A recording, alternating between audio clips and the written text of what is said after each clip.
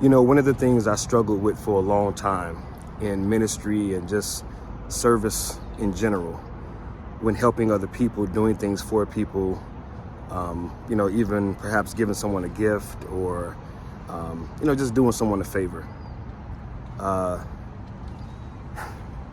Estimating, evaluating, assessing, however you want to put it. But I would watch closely for their reaction, for their response. In other words, I was looking for evidence. I was looking to confirm that they truly appreciated everything that I had done for them. This is something I struggled with for a long time, just wanting to feel appreciated, validated. I do this for you. How do you respond? How do you react? How big is your smile? How much do you scream? How much do you thank me? How much do you express appreciation? All these different things go through my mind. And I'm not here to say that they're good or bad. Everyone needs and looks for validation, and everyone needs and looks to feel appreciated in life. But I think that there comes a point where it gets out of hand, it gets distorted, it gets twisted, and we start to grow bitter. We start to complicate things. We start to serve out of a service that says, I'm going to serve you, I'm going to give to you, I'm going to do this for you, but I'm looking for how much do you truly see? How much do you truly appreciate what I'm doing for you? And if you go down that road, if you go down that path, it can get really messy. It can get really twisted up and out of hand. And you'll find yourself doing things for the wrong reason, or you'll find yourself discouraged and not really wanting to do things as much as you used to do them. You don't serve out of a pure heart anymore. You don't serve out of a genuine, loving, contributing spirit and energy. You either do it grudgingly, or when you do it, you are dependent on their response to validate your emotions and validate the way that you feel about yourself and the way that you feel about the work that you're doing for other people. So it's not a healthy road to go down. I'm speaking from experience. It's something, again, I've struggled with for years. And here is something that I've grown to understand, to appreciate, because if you find yourself in that space, in that place, perhaps this might encourage you as well. We were created by God to do works in and through God to the glory of God. In essence, what we do for others, we really should be doing it on to the Lord. We talk about that, right? We talk about that. It's preached from the pulpits all the time. Work as unto the Lord. Do it as unto the Lord. Yes, we preach it, we teach it, but that doesn't mean that it sinks in. That doesn't mean that that's the lens that we look out from. That doesn't mean that that's what we're grasping. I learned long ago, it's not what you say, but it's what people hear. So you can say it, you can preach it, you can teach this, but it doesn't mean that the people are actually hearing that and truly grasping and laying hold to that and then practicing that. And as I reflect over my years of ministry, I just had my 13th year anniversary of being ordained.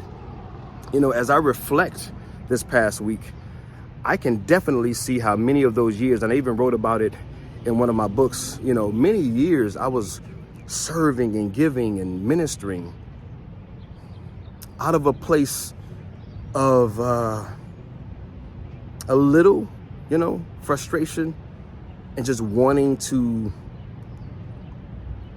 almost earn my space and earn my place in this world through what I did for others. And it left me tired, frustrated, confused. It left me internally, exhausted, emotionally exhausted.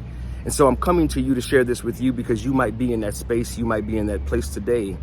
And I want to share with you,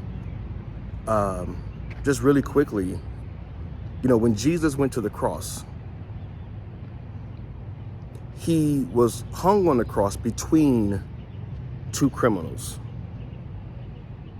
He was nailed to the cross by men who mocked him, laughed at him, made fun of him, beat and brutalized him. So much so that they said you couldn't even recognize him.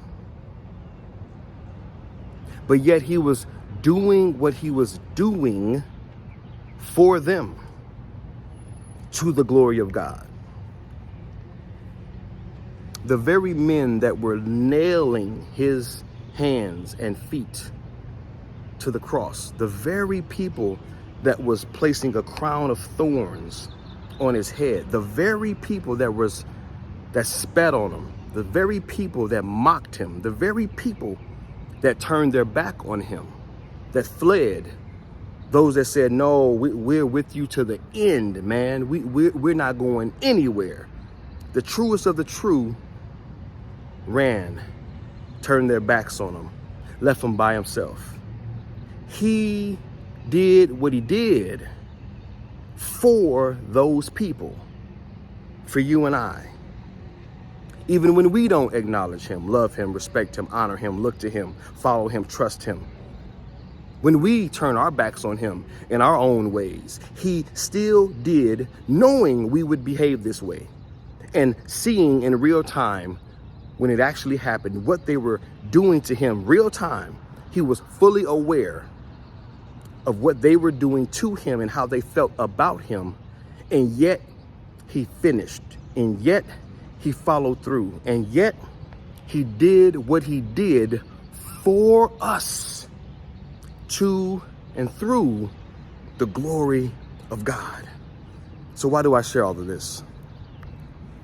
Let's look to Jesus when it gets hard. Let's look to Jesus when we're tempted to do what we do, looking for some reward, some reward, some payback. Let's look to Jesus and remember that he did what he did for us. Yes, for us, but for God, in and through the glory of God. So let us take that same stance. Let us take that same anointing and power and spirit, attitude, view and perspective, perception about the work, the ministry, the works that we now do. Let's operate. Let's work in that same spirit. I'm going to serve others to and through the glory of the Father. Let's not look for man's reward. Let's not look for man's response, because those things will fail us. Those things will always come up short, even if man does his very best to acknowledge you and respect you and validate you. It's going to be short-lived. And if this is the stance that you're taking, it won't be long before you're looking for it again from someone else. It's like crack. You're addicted to man's appreciation, to man's acknowledgement. And just like being on crack, that addiction will destroy you. It will suck you dry of the life that you were created to live and to experience. So let's look to the cross. Let's look to Jesus. And let's truly do as Jesus did. You guys remember those bracelets? WWJD. What would Jesus do? Well, let's bring that to life. What would Jesus do? Well, we don't have to ask and wait for an answer. He's already given us his example. He's already shown us what he would do, how he would do it, and why he would do it.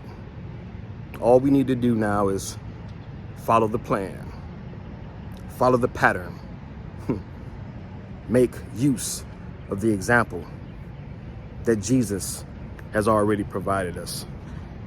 If you're in this place, if you're in this space, I want to encourage you to look to the cross, keep your eyes on Jesus, and do what he's done, how he's done it, and why he's done it, and continue to be strong in the Lord, strong in your faith, built up, consistent, doing things from a pure heart, a pure mind, a clear conscience, and be effective in all that you do say and think. Love you guys, praying for you guys, believing in you guys. Until next time, salute, shalom, love.